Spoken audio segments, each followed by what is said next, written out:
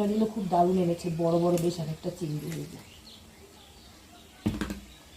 একটা গান আছে না, বাংলায় আমার সর্ষে ইলিশ চিংড়ি কচি লাউ।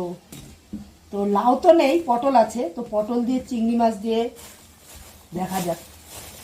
আর এটার মধ্যে এনেছে এই যে কি মাছ, এটা বেঁকে গেছে কেন মাছের, জ্যান্ত ছিল তার মধ্যে। তো এটা কি মাছ, এই যে কমেন্টে জানাবে এটা কি মাছ, ঠিক আছে? আমার তো মনে হচ্ছে পোনা মাছ। ঠিক বলেছি, এটা পোনা মাছ নাকি অন্য কিছু? আচ্ছা যাই হোক, তোমরা কমেন্টে জানাবে। তো এখানে এনেছে দুটো এই মাছ। এই মাছ আমার খেতে একদম ভালো লাগে না, বিশাল কাটা, খেতে পারি না আমি এই মাছ।